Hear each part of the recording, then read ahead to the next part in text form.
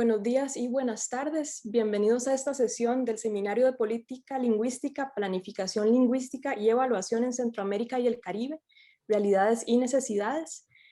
Hoy escucharemos la conferencia Políticas Lingüísticas en torno al multilingüismo en la Unión Europea a cargo de la profesora Carla Amorós Negre, a quien hoy tengo el gusto de presentar. La doctora Carla Amorós Negre es doctora en Lingüística por la Universidad de Salamanca. Actualmente es profesora del Departamento de Lengua Española de la misma universidad y también es la coordinadora académica del máster oficial La enseñanza del español como lengua extranjera, también de la Universidad de Salamanca. Sus líneas de investigación son la política y planificación lingüísticas, la prescripción y estandarización lingüísticas, la sociolingüística, la lingüística de corpus y el español como lengua extranjera. Sobre estos temas ha publicado monografías y múltiples artículos en revistas de reconocido prestigio. Antes de dar inicio a la conferencia, agradecemos al público mantener sus micrófonos apagados durante la charla y al final tendremos un espacio para preguntas. Ahora les cedemos la palabra a la doctora Carla Amorós Negre. Bueno, muchas gracias y muy buenas tardes desde España. Aquí son las 6 de la tarde y bueno, no quería empezar sin dar las gracias sin duda a la Universidad de Costa Rica y al Instituto de Investigaciones Lingüísticas. Quería comenzar esta... A ver cómo paso aquí. Las diapositivas... Aquí, muy bien. Quería comenzar mi exposición de políticas lingüísticas en torno al multilingüismo para ver qué es lo que pasa en instituciones europeas, ¿no? En concreto en la Unión Europea, recordando lo que son algunas premisas básicas, podemos decir, de la lingüística científica, ¿no? Es decir, todas las lenguas del mundo son fruto de una misma capacidad cognitiva de la especie humana, y también la defensa de que las diferentes lenguas, las diferentes variedades, son sistemas lingüísticos de igual valor nativo. Igualdad que se cifra, podemos decir, en términos de dignidad, legitimidad y capacidad para dar cabida al pensamiento abstracto y racional, ¿no? Y para satisfacer siempre las necesidades comunicativas de los hablantes.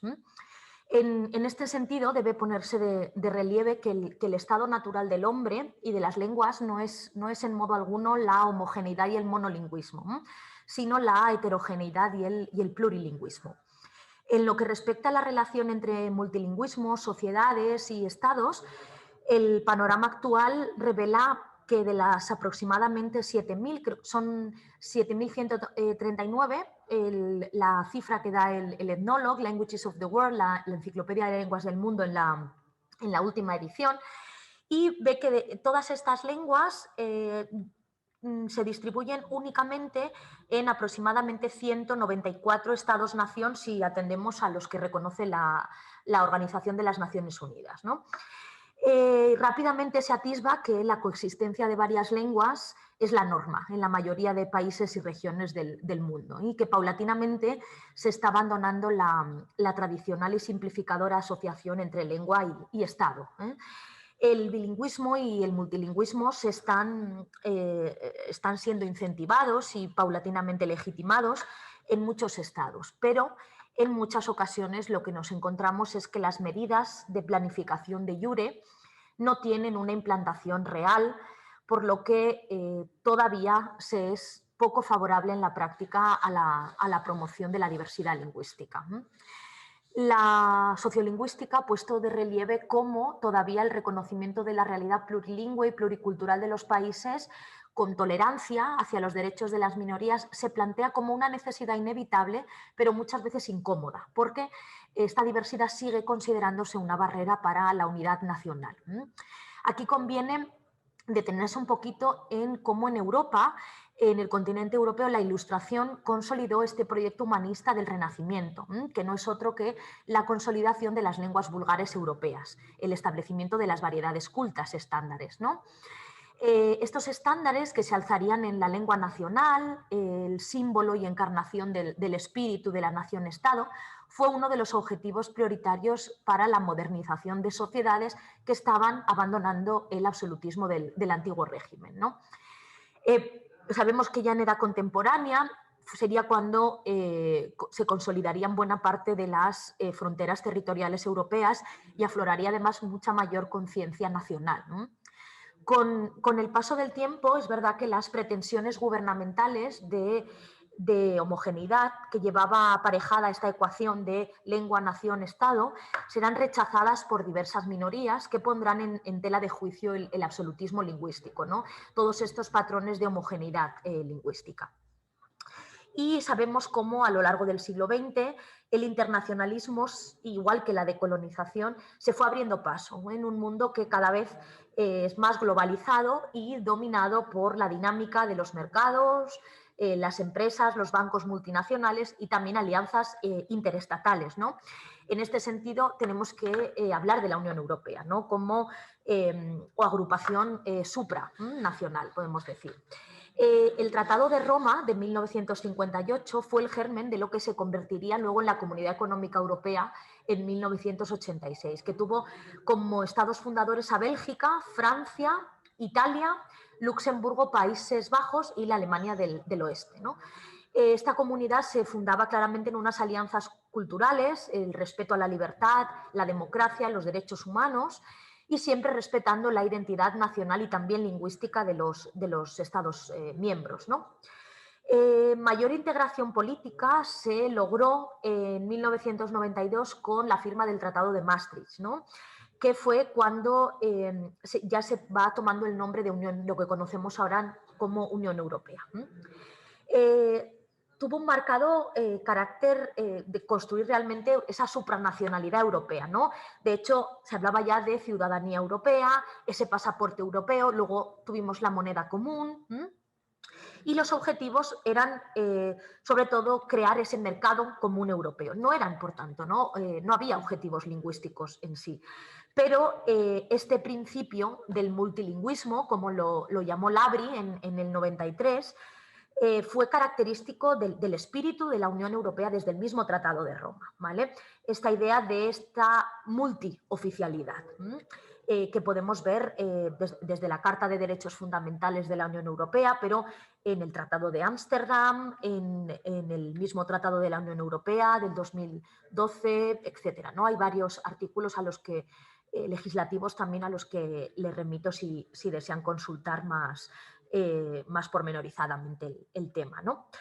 En la actualidad, la Unión Europea está formada por 27 países, ¿no?, europeos. Tuvo lugar una gran ampliación en mayo del 2004, cuando se incorporaron República Checa, Hungría, Chipre, Estonia, ¿no? Y son 24, ¿no?, los que también las lenguas oficiales. Tienen aquí también un vídeo sobre justamente esa idea y ese énfasis en el multilingüismo del Parlamento Europeo, ¿no? Porque en efecto la legislación, el diario oficial de la Unión Europea y otros documentos de aplicación general deben estar disponibles en estos 24 idiomas, ¿no? En el Consejo de Europa, en el Consejo Europeo, en el Consejo de Ministros de la Unión Europea o el Parlamento Europeo, las lenguas oficiales son las de todos los Estados miembros y todo ciudadano de la Unión Europea tiene derecho a utilizar cualquiera de estas 24 para dirigirse a estas instituciones. Y estas tienen la obligación también de contestar en esta misma lengua, ¿no? Sin embargo, para fines internos, la Comisión Europea practica una política lingüística de facto en la que realmente los asuntos internos se llevan a cabo fundamentalmente en 3 idiomas. Se conocen como estos idiomas de procedimiento y no son sino el inglés, el francés y el alemán, en este orden.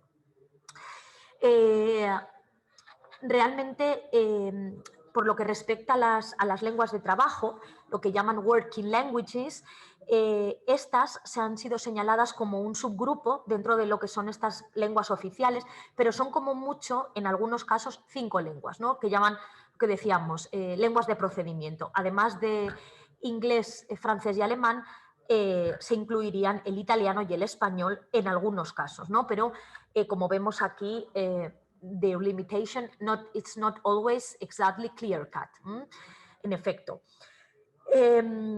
Realmente hay que tener en cuenta que este principio de multilingüismo, por tanto, no comporta esa igualdad de todas las lenguas. porque además los efectos jurídicos y políticos, como han puesto de manifiesto muchos especialistas en derecho lingüístico también, se sustenta sobre unas bases jurídicas que son débiles en términos de los efectos jurídicos y políticos que esta proclamación del multilingüismo implica, ¿no? De hecho, de las reuniones organizadas en el seno de la Unión Europea, se baraja que el 75% no tienen todavía interpretación simultánea y la mayoría de los ciudadanos que se dirigen a la Unión lo hacen en la lengua franca internacional, que sabemos que a partir, sobre todo, de los años 90 es el inglés, ¿no? Coincidiendo, claro, con esta gran pujanza mundial, ¿no? En términos porcentuales, aquí hoy había incluido las lenguas de redacción de los documentos de la Unión Europea que consideró David Fernández Vítores, y se ve claramente la pujanza y consolidación del inglés como lengua global desde el 1996 al 2006. Estamos hablando de porcentajes, o sea, es decir, del 45,7% hemos pasado a un 72% de peso del inglés como lengua global también en la Unión Europea, ¿no? en este caso. Bien, otra cuestión muy interesante es que, bueno, teniendo presente este multilingüismo de la Unión Europea, como también desde su fundación, ¿a qué nos estamos refiriendo? A la protección de la rica diversidad lingüística europea y muy especialmente al fomento del aprendizaje de lenguas en Europa, ¿no? La insistencia, además, en señalar y en recomendar el aprendizaje de dos lenguas extranjeras se debía también a ese recelo de que el inglés fuese con exclusividad la lengua franca de Europa, ¿no?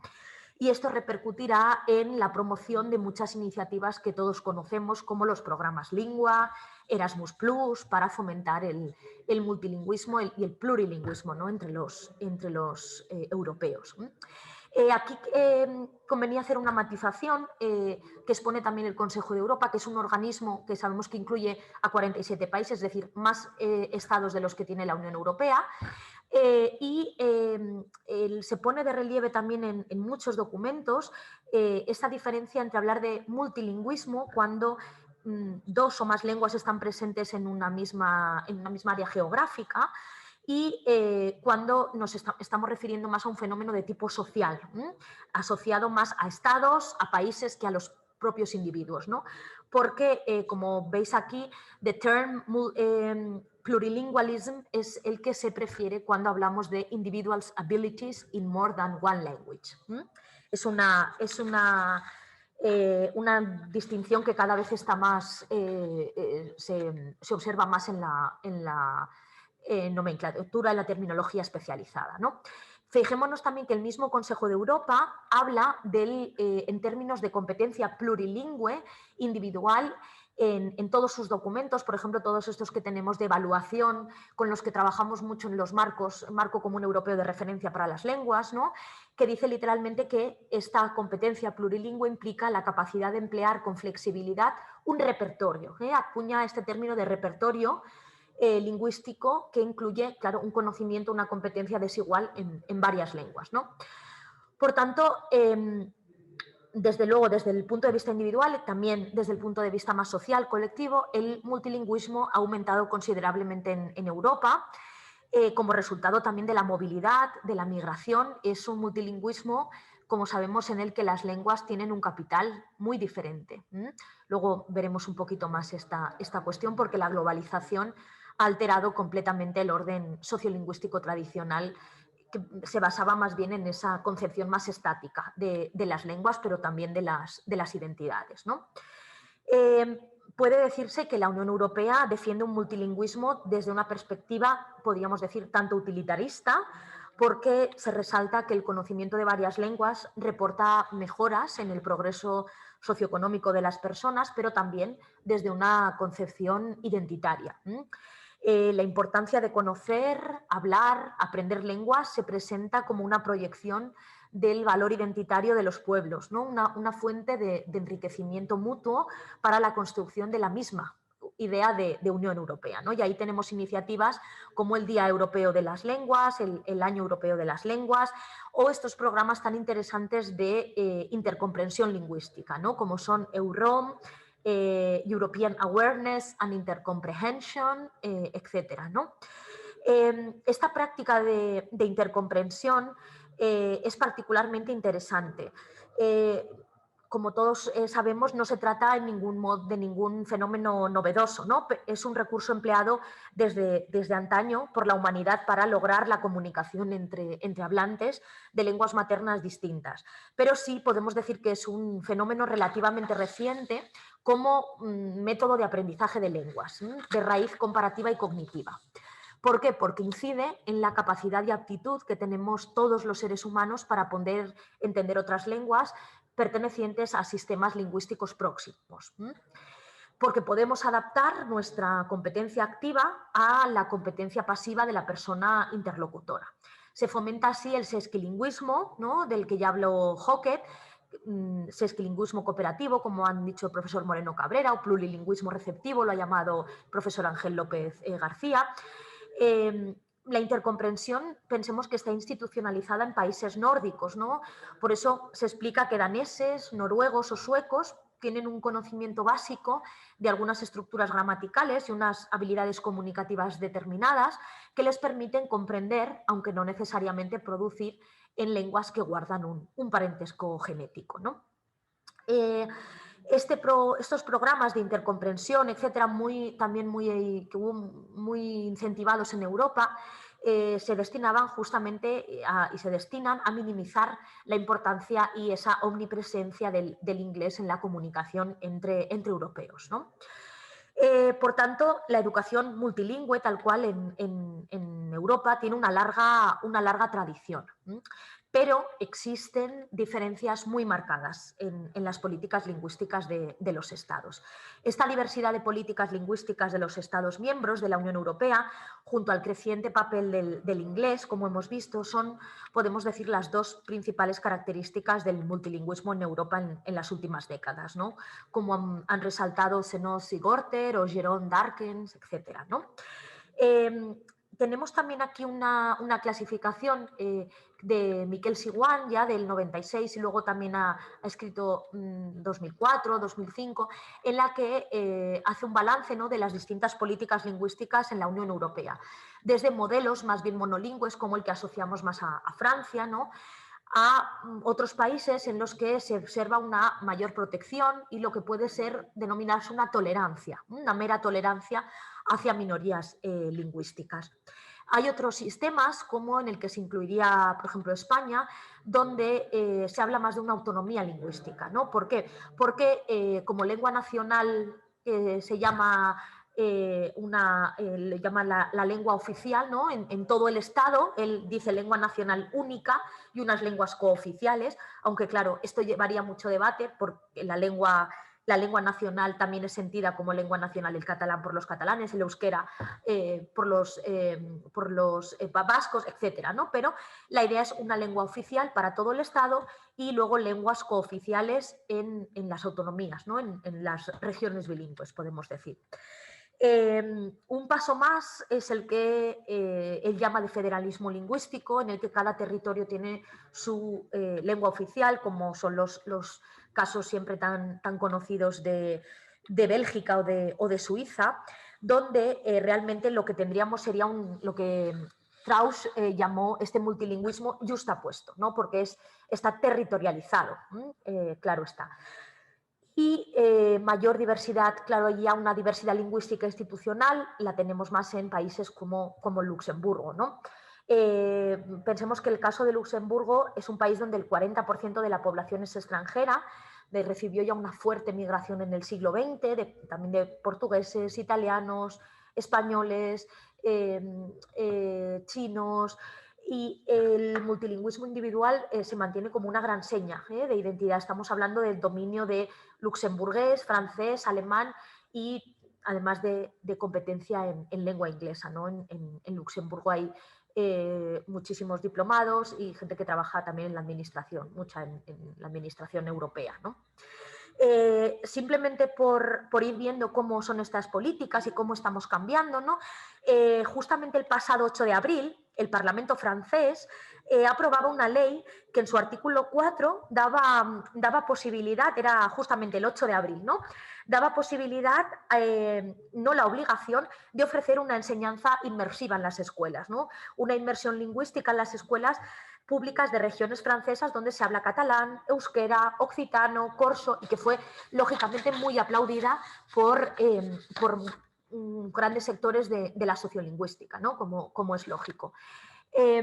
Pero realmente el Constitucional francés, como dice aquí, frenó en seco esta iniciativa el pasado, hace muy pocos días, el pasado 21 de mayo, declarándola anticonstitucional y diciendo que la lengua de la República es el francés, entonces volviendo, ¿no?, a este claro centralismo, a esta clara homogeneidad, centralismo y uniformidad lingüística que ha caracterizado la política lingüística de Francia, ¿no?, por ejemplo. Por tanto, en todo caso, hasta la fecha vemos que hay políticas lingüísticas, son dispares, pero no han sido muy favorables a la adquisición de más de una lengua extranjera, tampoco, además del inglés, ¿no? Este era un objetivo que se planteaba en Barcelona en el año 2008. Klein los pone muy bien en esta cita. Klein es uno de los investigadores principales de estos programas de intercomprensión lingüística y dice claramente que Mehrsprachigkeit ist in der gesamten Welt der Normalfall, ¿no? O sea, el multilingüismo es en todo el mundo, es la norma, ¿de acuerdo?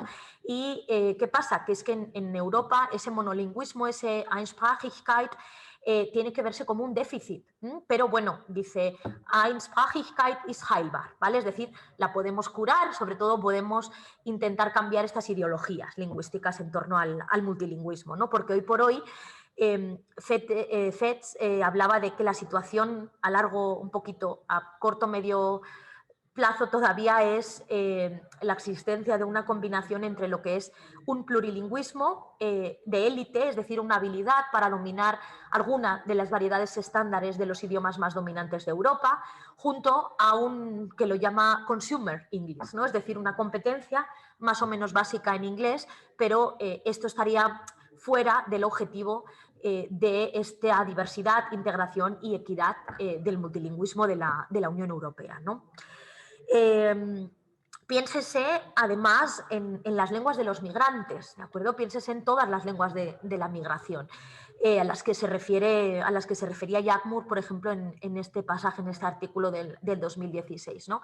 Hay, además de las lenguas oficiales, de esas 24 lenguas oficiales de la Unión, de las que hablábamos, hay otras 60 lenguas que son parte del patrimonio de la Unión Europea, y juntemos además todas las lenguas de la migración, de las nacionalidades de la migración, ¿no? También. Pero lo pone muy claramente él cuando dice que a pesar de esta gran diversidad que aporta lingüísticamente, se hablan todos estos proyectos de realmente cuántas lenguas, ¿no? Por ejemplo, se hablan en Barcelona. Son fantásticos estos proyectos, ¿no? Por ejemplo, del Grupo de Estudio de Lenguas Amenazades, etcétera. Pero ¿qué es lo que ocurre? Que las naciones Estado europeas todavía son muy reluctant, ¿no? To accept benefits of immigrant multilingualism, ¿no? Es como este multilingüismo del migrante, no es el que nos vale, ¿no? Realmente el multilingüismo más cívico, por tanto, es considerado un reto, ¿no? Podemos decir todavía en la Unión Europea. Hay que tener muy presente que es que en Europa la mayoría de lenguas cuenta con la variedad tipificada como estándar, ¿eh? No lo tiene, por ejemplo, el romaní, el caló, pero claro, lo que en realidad se incentiva es lo que se ha llamado el plurilingüismo, multilingüismo de élite o el prestige multilingualism, ¿no? Es decir, el aprendizaje, la adquisición de las respectivas variedades estándares de inglés, español, alemán, francés. No se plantea la promoción y el conocimiento de repertorios lingüísticos que incluyen a las variedades nativas vernáculas, un multilingüismo popular, un grassroots o folk multilingualism, ¿no? Como diría Jaspers o Verschuren, ¿no? También entre otros. El multilingüismo prestigioso que fomenta la Unión Europea es el que va a menudo acompañado de institucionalización, enseñanza formalizada Y también esta es la razón por la que los procesos de enseñanza-aprendizaje en las escuelas suelen también destinarse a desarrollar por separado habilidades y destrezas en los diversos idiomas, ¿no? Y esto tiene como resultado que el repertorio multilingüe se ajuste más fácilmente a esa visión del multilingüismo como compartimentos estancos de sumas de monolingüismos, ¿de acuerdo? En el extremo opuesto, sin embargo, en el extremo opuesto a esta visión fraccional, ¿no?, de compartimentos estancos, de competencia monolingüe más competencia monolingüe más competencia monolingüe, hay toda una gama de contextos y un continuum de competencia plurilingüe, ¿no? Un aprendizaje también bottom-up, experimentado por personas cuyos idiomas o comunidades minoritarias, minorizadas, se han visto obligadas a aprender varias lenguas, principalmente de forma naturalista, ¿no? Pensemos justamente en los migrantes, refugiados, etcétera, a lo largo de toda su trayectoria vital. Pero claro, este folk multilingualism no tiene el capital lingüístico y social que tienen otros, ¿no? Las prácticas híbridas, translingües, son hoy por hoy todavía muy estigmatizadas, al igual que ha ocurrido con pidgins y que ocurre, ¿no?, con lenguas pidgin o lenguas criollas, porque casi siempre se asocian a la falta de conocimiento de uno o ambos idiomas. Tenemos, por tanto, que poco a poco entre todos, ¿no?, ir alejándonos de concepciones puristas alrededor del cambio de código y comprender que los fenómenos de cambio, mezcla de lenguas, llevan detrás complejos procesos y muy dinámicos en los que se activan ambas lenguas por parte de hablantes, perfiles, motivaciones, etcétera, muy, muy diversas, ¿no? Realmente la cuestión de la alternancia, mezclas de lenguas, todas estas cuestiones hay que tener en cuenta que son practicadas por hablantes que tienen niveles de competencia, por tanto, muy diversas, incluyendo también hablantes multilingües que son perfectamente equilibrados en varias lenguas, ¿no? Por lo que emplean la alternancia como una estrategia discursiva. Bien, me gustaría, por tanto, poner de manifiesto una cuestión en la que se está hablando, en la que se está tratando mucho en la actualidad, desde la lingüística aplicada y también desde la sociolingüística, que es cómo el modelo monolingüe y la ideología al final del monolingüismo ha influido en la investigación, también porque el nivel de competencia, todo el proceso de adquisición llevado a cabo por los niños monolingües también, si se quiere, se ha considerado el objetivo de investigación por defecto, ¿no? Mientras que siempre el aprendizaje o adquisición bilingüe, multilingüe, siempre se ha tratado como si fuera un caso especial, no como la norma. Se ha demostrado, sin embargo, Cook, Grosjean, Bialystok, etcétera, han puesto de manifiesto cómo la competencia comunicativa de una persona multilingüe no puede establecerse en comparación con la de un hablante monolingüe, ¿no? Porque los hablantes multilingües emplean recursos de diferentes lenguas que conocen, no usan cada una de ellas para los mismos propósitos, ni en las mismas situaciones comunicativas, ni con las mismas personas, ¿no? Por tanto, también se ha demostrado empíricamente que el multilingüismo no es una variable categórica, sino que, al igual que el bilingüismo, es continua, es gradual, ¿no?, lo que llaman en inglés fuzzy, difusa, ¿no? Y, por tanto, también las políticas lingüísticas en torno al multilingüismo, creo yo que en el futuro cercano tendrán que intentar ser paulatinamente más integradoras y también inclusivas con respecto a esta cuestión. Bien, no puede tampoco ignorarse, además, el multilingüismo dinámico y complejo de otras sociedades no occidentales, de entornos sociolingüísticos de tradición primariamente oral. Ni tampoco pensar en el multilingüismo como un fenómeno moderno de las zonas urbanas. Si bien el multilingüismo, sobre todo urbano, se ha intensificado, no es tampoco producto únicamente de la llamada modernidad tardía en Europa, porque estuvo muy presente en periodos anteriores, particularmente, ¿no?, antes del advenimiento de la era de la modernidad, ¿no? de la formación del Estado-nación, podemos decir. Bien, por tanto, ¿qué podemos decir también de esta cuestión de los objetivos que teníamos también para Europa? Esos objetivos en los que habría que incidir más, ¿no? En mayor medida para lograr lo que había puesto yo aquí como título, ¿no? Challenging the monolingual mindset, ¿no? Realmente no puede perderse de vista, creo yo, que el enfoque, que la protección dado al multilingüismo en la Unión Europea no tiene precedentes en otras organizaciones internacionales, porque hemos hablado de esa oficialidad reconocida a 24 lenguas, ¿no? Pero la indefinición y ambigüedad jurídica del régimen lingüístico repercute negativamente sobre todo en las lenguas regionales y minoritarias y en las que carecen de oficialidad, claro está, ¿no? Como muy bien ha puesto de manifiesto la doctora Pons Parera, la Unión realmente no tiene un papel activo para velar por la extensión, por la salvaguarda de los derechos lingüísticos en el seno de los Estados miembros. Y es por eso por lo que sociolingüistas, también juristas especializados en derecho lingüístico, hayan hablado de una política de laissez-faire en la gestión lingüística de la Unión Europea. Como tenemos aquí también en el artículo 8, ¿no? de una de las regulaciones de la Comunidad Económica Europea, para que una lengua pueda ser considerada oficial en la Unión Europea, tiene que ser la lengua oficial de todo el Estado, de un Estado miembro de la Unión Europea. El estatus de idioma cooficial, ¿no? Regional Official Languages, no es suficiente, ¿no? Y por eso se ha criticado mucho, lógicamente, que el catalán no sea considerado una lengua oficial de la Unión Europea cuando tiene más hablantes nativos que, por ejemplo, danés o finés o estonio, ¿no? Por poner por caso.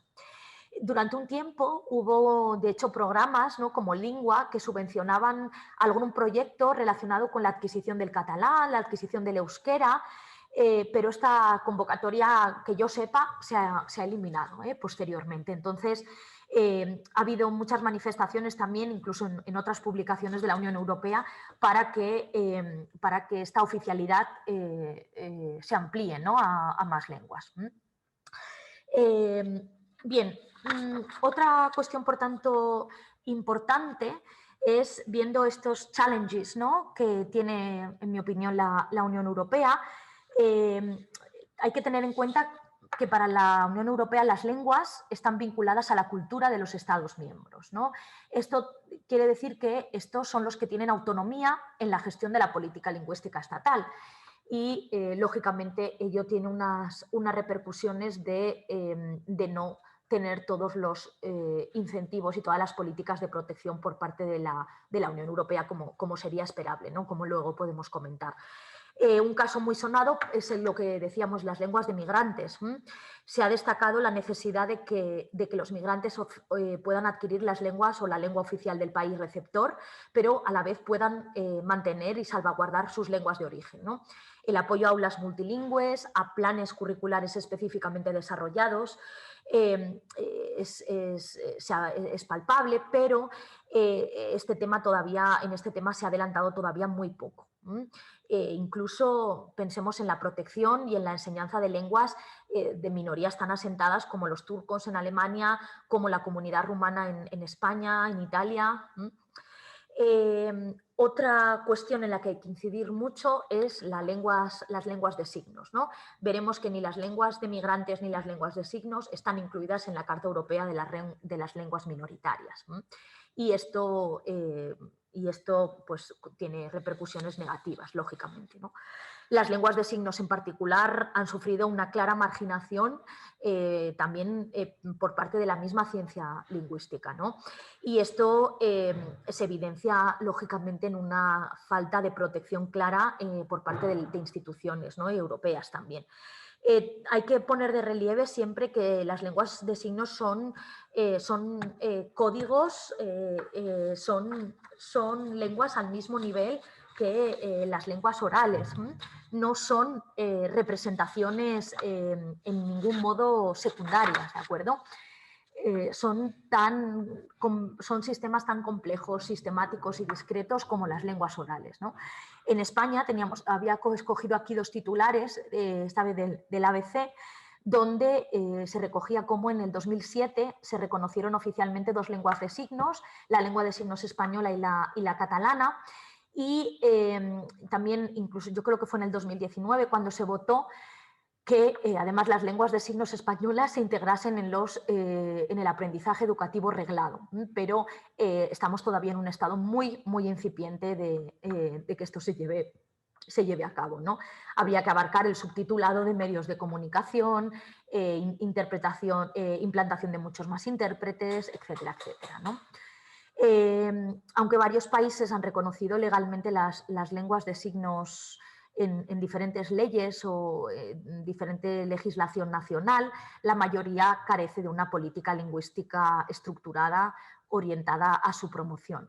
Y pensemos que de unas 200 de lenguas de signos diferentes que se utilizan, 31 de ellas están en la Unión Europea.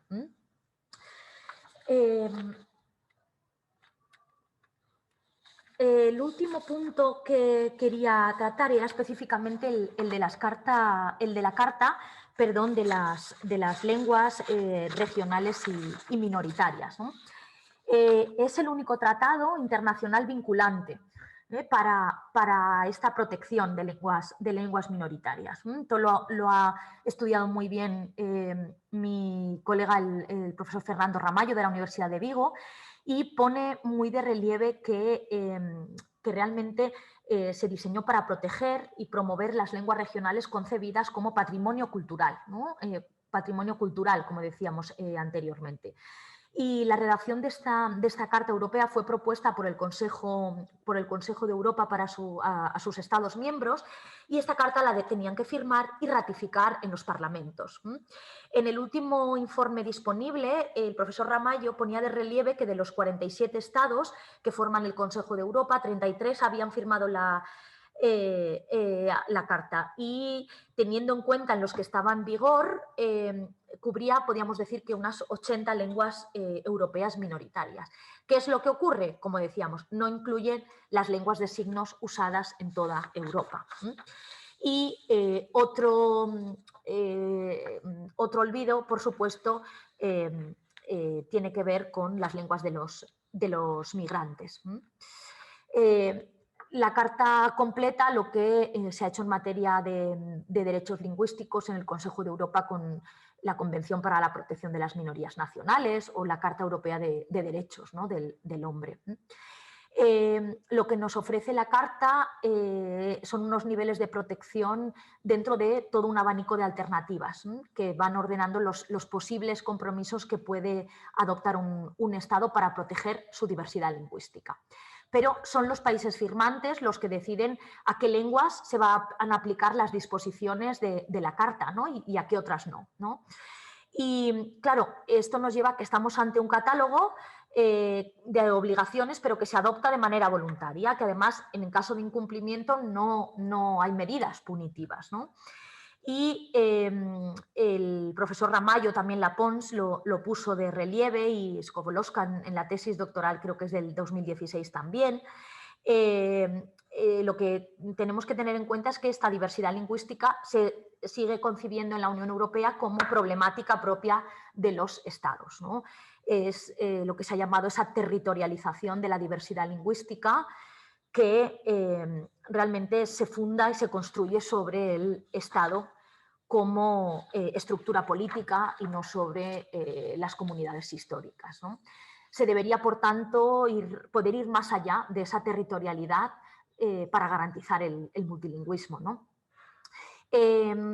Aquí tenemos un documento elaborado, entre otros, también por Fernando Ramallo y también por Climent Ferrando. Es un documento muy útil que yo he usado también en las clases, sobre justamente una explotación didáctica de esta Carta Europea de lenguas regionales minoritarias. Hay distintos casos con actividades de aula.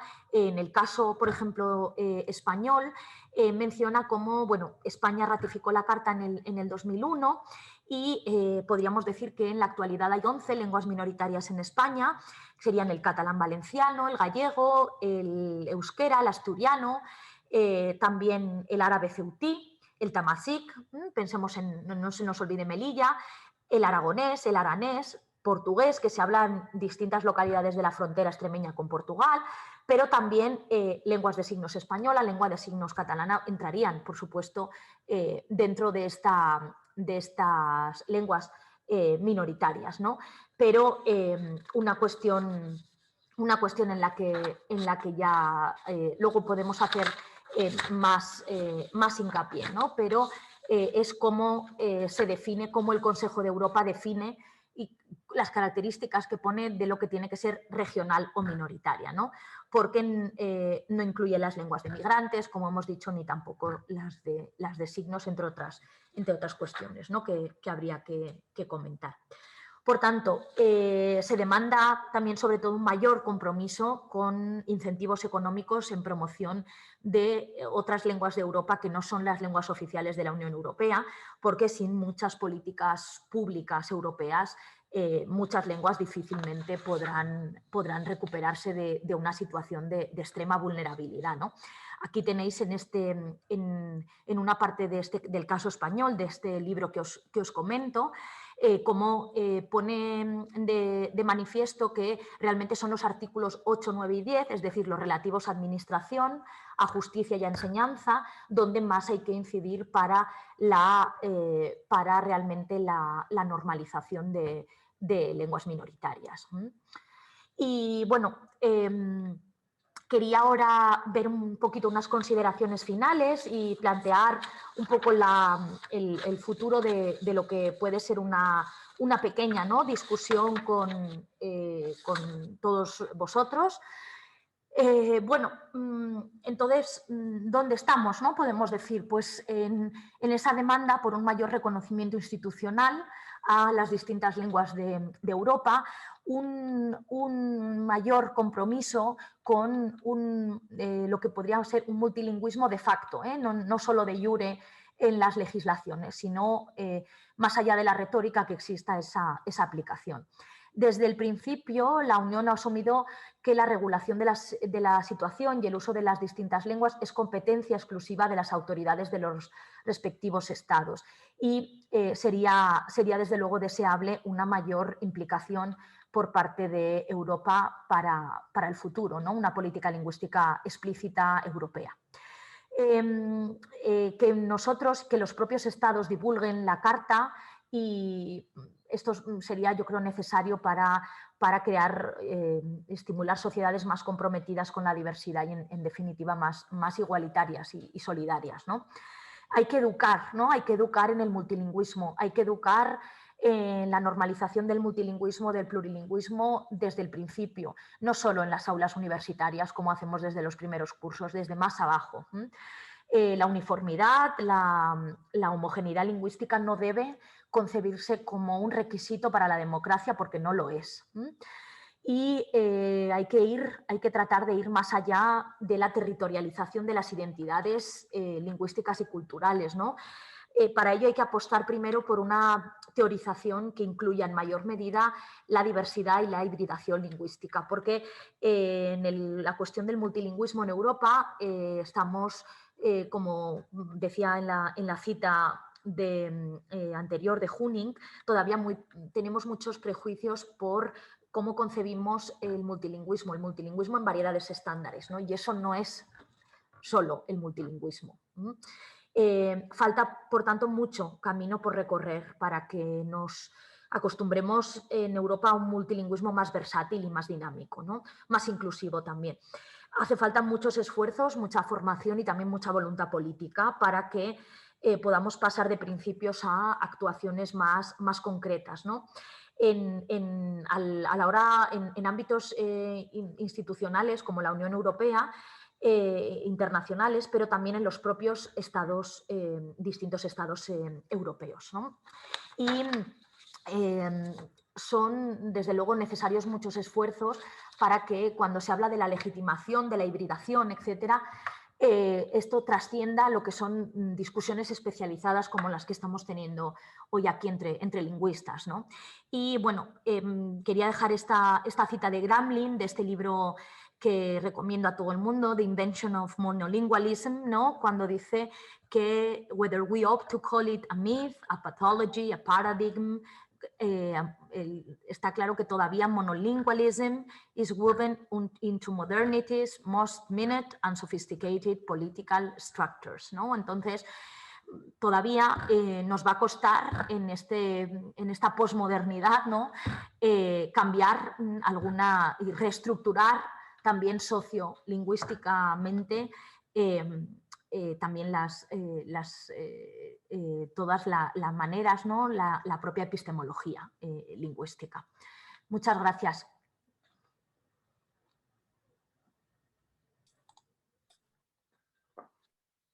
Muchas gracias, Carla, por esta maravillosa conferencia y además has hecho un uso excelente del tiempo. No te tuve que avisar. Vale, perfecto. No, estuvo como un reloj.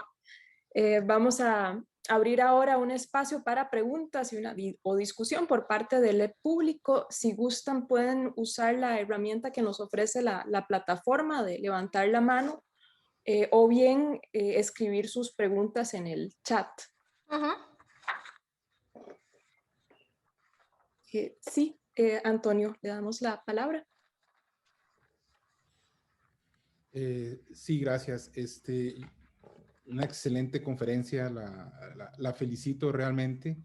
Yo tengo nada más, tal vez una pregunta y sería un par de preguntas, una curiosidad, ¿verdad? Pero la primera es sobre todo con el estatus del inglés en la Unión Europea, porque, digamos, estaba justificado el uso del inglés, ¿verdad? Por parte de los miembros de la Unión Europea hasta el Brexit. Pero yo no sé si se ha discutido ya, digamos, en profundidad políticamente el hecho de que entonces parece que van a utilizar una lengua que es fuera de la Unión Europea.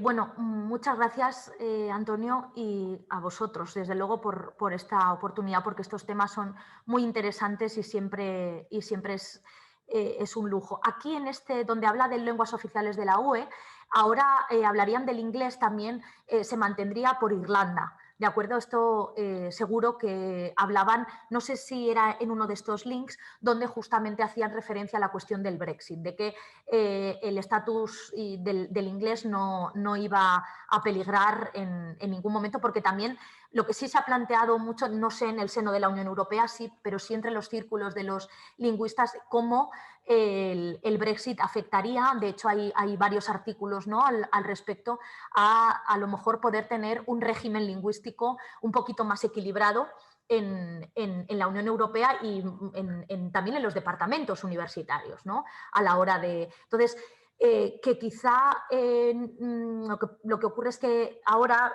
muchos no eran muy optimistas en el sentido de que, bueno, manteniéndose como lengua franca, que es de facto la que utiliza la mayor parte de la población de los diplomáticos que también están formados, etcétera, yo creo que continuará siendo por mucho tiempo, vamos, la global. Tendría que producirse una reestructuración, vamos, una hecatombe para que esto no fuera así, ¿no? Pero sí, yo creo que, claro, se va a mantener por la cuestión por Irlanda como lengua oficial de la Unión, y yo creo que como lengua de trabajo, desde luego también va a ser prioritaria durante mucho tiempo.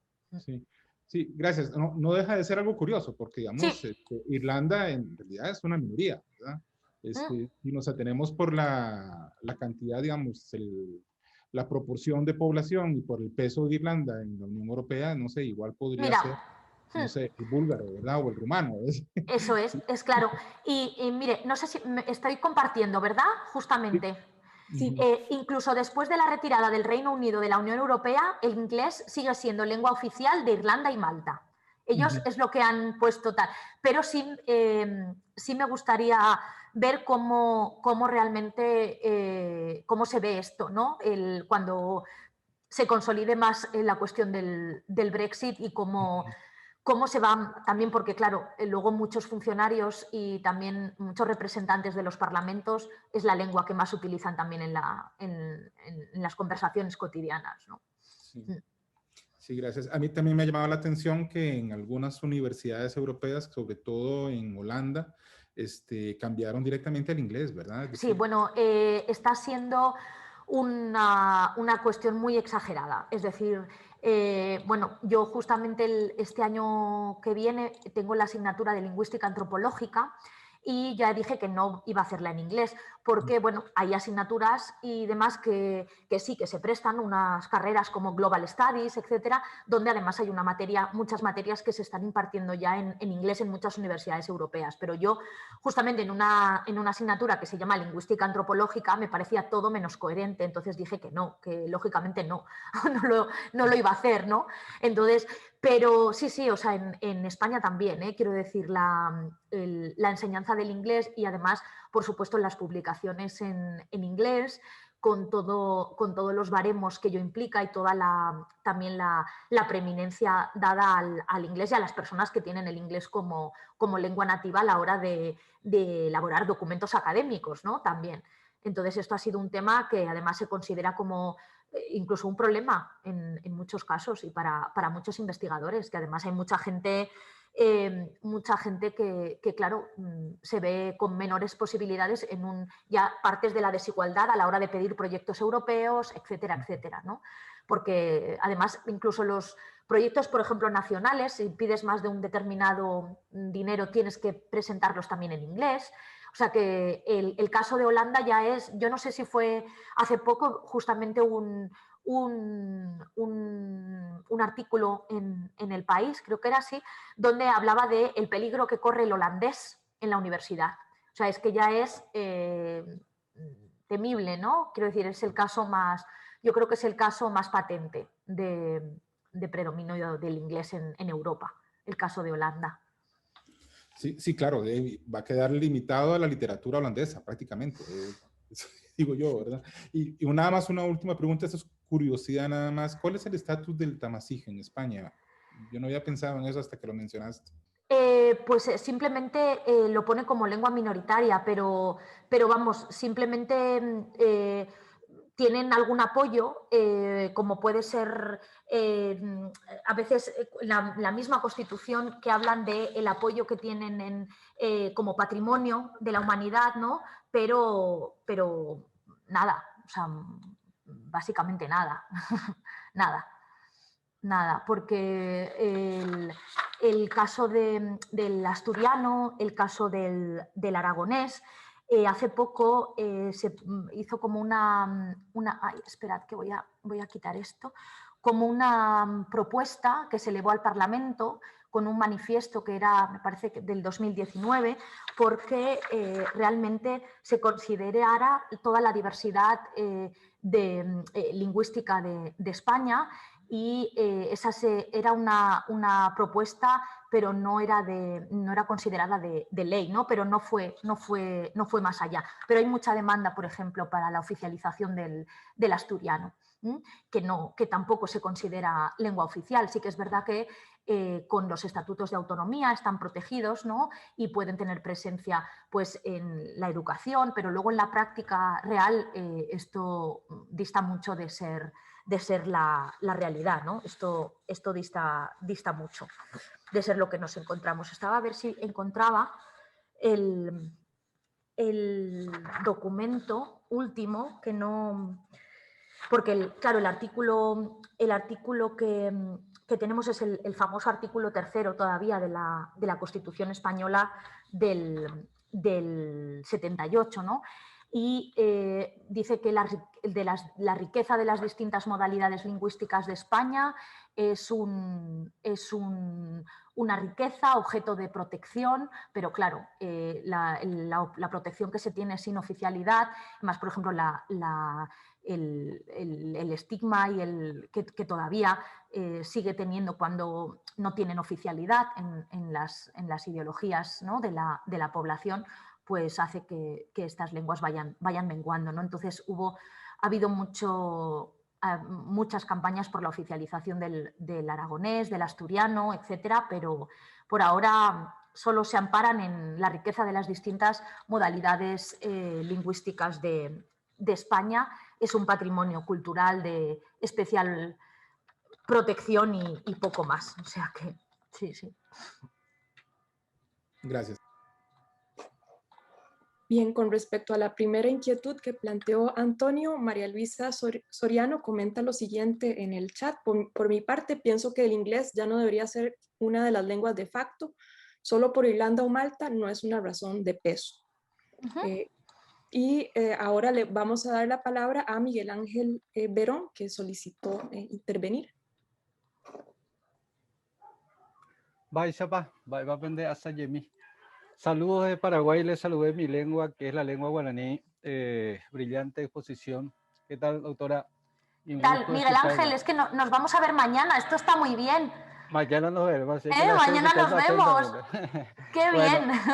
Bueno, en realidad, más que preguntas o consultas, algunas propuestas. Yo creo que en América, el continente americano, tenemos mucho todavía que aprender, crecer y construir esa conciencia lingüística. En un artículo que escribí hace no sé cuántos años, hablé de las paradojas americanas. Ahí la doctora habló de las lenguas europeas, en qué lengua funciona la Unión Europea.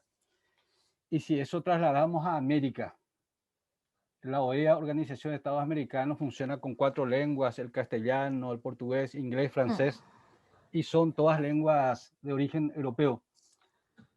Para hacer contrapeso a la OEA se creó hace como 10 años ¿cómo se llama? UNASUR, ¿se acuerdan de UNASUR?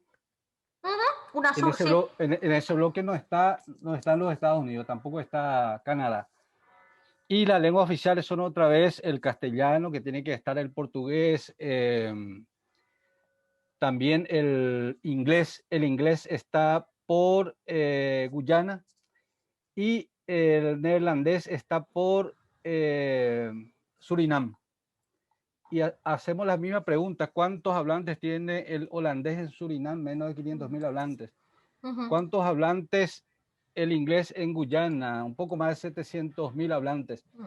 Y me pregunto yo, ¿cuántos hablantes tiene la lengua guaraní? Por ejemplo, mi lengua, más de 8 millones, algunos dicen 10 millones. ¿Cuántos hablantes el quechua? Cerca de 12 millones, aymara por ahí cerca. Bueno, entonces tenemos que replantearnos esto como continente americano. Y me gustaría contar, yo sé que contamos con el apoyo de la autora, con los lingüistas también de Cataluña, de Europa en general. Tenemos que también acá impulsar la soberanía cultural y la soberanía lingüística en el continente americano.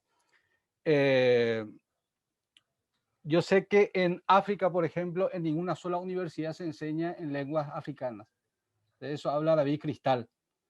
Y si yo me pregunto también acá en América, en el continente americano, ¿en qué lengua indígena, en qué lengua propia del continente se enseña en las universidades? En Paraguay sigue siendo el guaraní la lengua más hablada, pero en la universidad se enseña en castellano. El guaraní entra como una materia, a pesar de ser lengua oficial de mi país y a pesar de ser la lengua propia y la lengua mayoritaria. Entonces, lanzar esa idea, ese desafío, y a mí me gustaría, después yo soy director de un instituto acá en Paraguay, se llama Instituto Técnico Superior de Estudios Culturales y Lingüísticos Ubumaraen. Ubumaraen es la tierra sin males, que viene de una creencia ancestral de los indígenas, y me gustaría unir sinergias nos gustaría, con ustedes, con los organizadores. Estamos coordinando también firmando convenios con México, Bolivia. Tenemos una red que estamos construyendo acá a nivel de Latinoamérica con Brasil, Argentina, Uruguay, Bolivia, Colombia. Entonces me gustaría ensanchar esa red y apuntar hacia el fortalecimiento de nuestra soberanía cultural y lingüística y superar ese complejo que tenemos como América, como continente. No podemos seguir permitiendo que los bloques de naciones sigan funcionando solamente con lenguas de origen europeo y se soslayen las lenguas propias de América. Y un gusto por compartir este espacio y aprender con ustedes. Y gracias, doctora, y vamos a vernos mañana. Bueno, muchas gracias. Miguel Ángel es que nos presenta mañana, tenemos su defensa del proyecto de tesis y va a hacer una comparación de políticas lingüísticas en Paraguay y también con el caso catalán, de la normalización de la lengua. Y les invito al tereré, acá tereré Eso en es. Paraguay. Pues bueno, lo que estás comentando no es una cuestión baladí, ¿no? Sabemos cómo en muchos recién independizados estados, ¿no? También de África, pero también de Latinoamérica, se tomaron las lenguas justamente de los conquistadores, ¿no? Entonces, poco a poco, yo he leído también sobre cómo habían defendido ya tesis, pero claro, es noticia, es decir, la primera tesis defendida en quichua, la primera tesis escrita o una maestría y evidentemente, o sea, todavía hay que luchar contra ese prejuicio, ¿no? De estas lenguas no son lenguas para la academia. Esto es un prejuicio muy palpable, desde luego, y poco a poco también sé que lo están haciendo y que hay muchas iniciativas en el continente africano también, ¿no? Y además para hacer proyectos de alfabetización, incluso de estandarización, pero no solo con esos modelos tomados de Europa, sino partiendo de las propias comunidades, ¿no? Entonces yo creo que es por allí por donde hay que ir conociendo muy bien las realidades, ¿no? Ahora mismo, cuando comentábamos de estas propuestas del Senado, por ejemplo, en España, cómo el Senado en España rechazó las propuestas, por ejemplo, de algunos partidos de que se diera más protección a las lenguas del Estado, ¿no? A las lenguas de España, fueran cooficiales o no. Y estaba la enseñanza del tamazic, pero también del darilla, ¿no? Lo que decíamos. Pero no se votó a favor, ¿no? O sea, no se concretó en nada este refuerzo a las distintas modalidades lingüísticas. Bien, tenemos otro comentario en el chat de María Luisa Soriano. Ahora, después del Brexit, están volviendo a cobrar fuerza las iniciativas para que el esperanto pueda ser la lengua oficial de la Unión Europea. La cuestión del esperanto a mí también me ha interesado mucho y además también teniendo en cuenta lo de la Unión Europea, creo que fue justamente, ¿no? Tuvo también oposición por parte de la Unión Europea, ¿no? de proponerla como la lengua de la Unión. Pero en esto es una cuestión en la que ha llamado mucho la atención también el profesor Moreno Cabrera, y es decir que, claro, el esperanto es una lengua artificial. Entonces, para lengua franca, para determinadas cuestiones, pues sí, podría servir, pero no perdamos de vista que cuando se convierta en lengua, cuando pueda ampliarse su uso, si la gente la aprendiera en mayor manera y no estuviéramos hablando de 2 millones de hablantes, sino de muchos más, al final se convertiría en una lengua natural, con sus irregularidades, etcétera, etcétera. Entonces, quiero decir, no perdamos de vista que, claro, es una lengua además que en este caso está hecha con las 16 reglas, etcétera, está hecha además mucho con los patrones de lenguas indoeuropeas. Entonces, claro, para una organización supranacional como la Unión Europea tendría sentido, pero no perdamos de vista que volveríamos que luego no tendríamos una lengua fijada, quiero decir, tal conforme se fuera utilizando, seguiríamos teniendo entonces el esperanto ya como lengua ya vernacularizada, ¿de acuerdo? Eso sí. Bien, en el chat Miguel Ángel nos ha dejado su correo para mantener contactos y le deseamos mucha suerte en la presentación de mañana. A mí me gustaría hacer una pregunta, Carla. Quisiera ver si te pudieras referir a la tensión. Asumo que hay una tensión entre estas políticas de planificación lingüística que vienen desde arriba, ¿verdad? Desde lo institucional, con otras prácticas discursivas multilingües, Sí. pero en las que se reivindica de alguna forma, ¿verdad? La identidad lingüística. Sí, por supuesto, quiero decir, yo creo que esta lucha un poco ontológica está ahí, ¿no? De estas ontologías de ver las lenguas por un lado como compartimentos más estancos, como entidades más separadas, y por otro lado todos estos enfoques que sabemos de sociolingüística crítica, ¿no?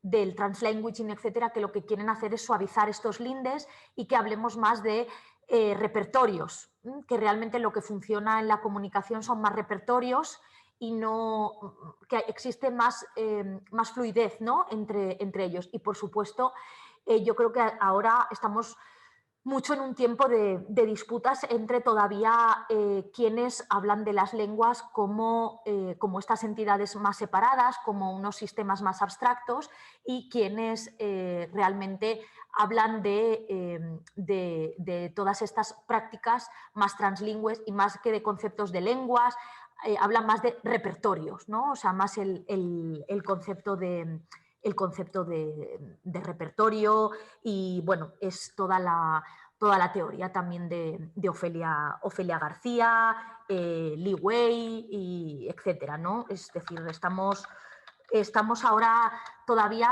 con esa lucha de las lenguas como entidades separadas y discretas, como abstracciones, además lenguas neutras, ¿no? Que llevarían a esa concepción del multilingüismo separado, ¿no? Del que yo había mencionado. Y por otro lado, estos nuevos enfoques, tanto en lingüística aplicada como en sociolingüística, que lo que desean es suavizar esos límites entre las lenguas, por decir que esos límites entre las lenguas son construcciones sociales, ¿no? Y de ahí que Blomert hable del fragmented multilingualism y toda esta cuestión, ¿no? Entonces, existen, por supuesto, estas prácticas translingües, ¿no? Esto lo ha estudiado mucho Canagaraja, etcétera, pero también Adil Mustawi, Gabriela Prego, etcétera, han trabajado, Luz Fass, mucho en esta cuestión, y cómo todas estas prácticas híbridas de mezclas se suelen asociar siempre con el hablan mal, hablan un idioma mixto, y esto está así, ¿no? Porque además todas estas prácticas mixtas, además, cuando entran en el aula, son enseguida estigmatizadas, enseguida. No sé si he respondido a tu pregunta o... Sí, Carla, muchas gracias. No sé, yo creo que esto es una cuestión que nos planteamos mucho algunos en la universidad, pero, por ejemplo, esta discusión que llegue, esta mezcla, esta hibridación, el ir más allá muchas veces de variedades estándares, es una cuestión sobre la que tenemos que teorizar mucho también y ir llevándola también a otros niveles, claro.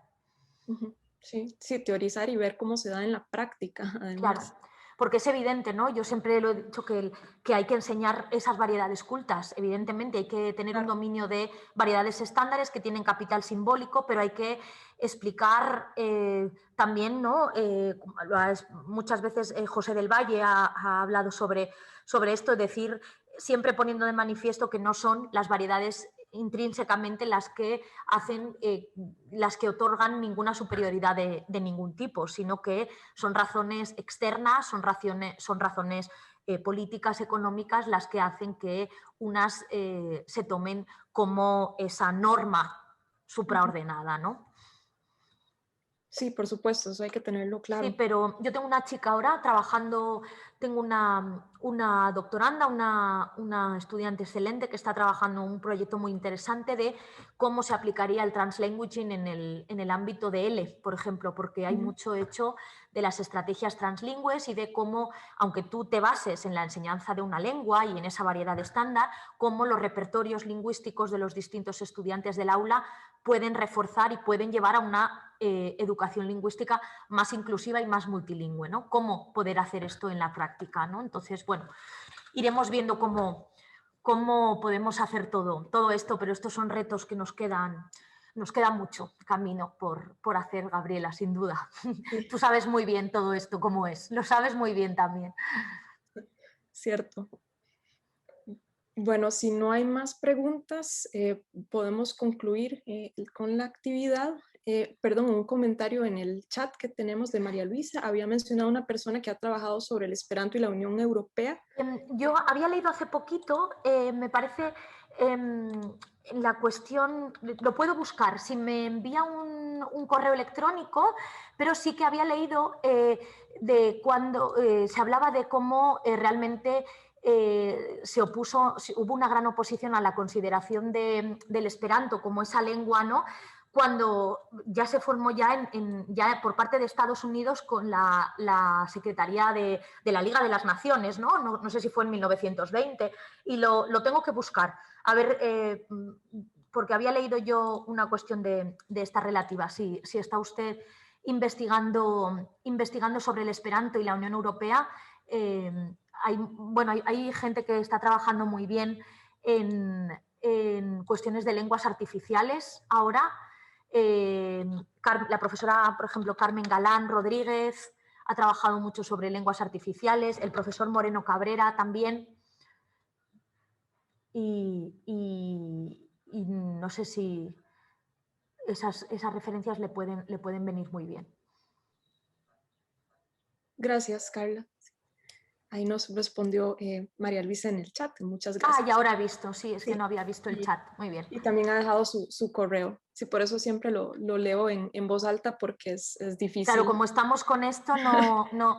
Pues la cuestión, además, últimamente, también con claro, las lenguas artificiales tienen mucho potencial para los que nos dedicamos a cuestiones de lingüística general, ¿no? Para cómo serían esas reglas, cómo son todas las potencialidades de lo que requiere un sistema lingüístico. Y la profesora Carmen Galán de la Universidad de Extremadura ha trabajado mucho y muy bien sobre cuestiones de lenguas artificiales, y el profesor Moreno Cabrera también. Por eso siempre son unas buenas referencias para continuar profundizando. De acuerdo. Entonces, le agradecemos muy sinceramente a la doctora Carla Amorós por compartir con nosotros sus conocimientos y experiencia en este campo. Les recordamos además a todos que la próxima conferencia es la conceptualización de la revitalización lingüística a cargo del doctor Carlos Sánchez Avendaño el martes 1 de junio a las 2 de la tarde en horas de Costa Rica. Hasta luego, gracias. Hasta luego.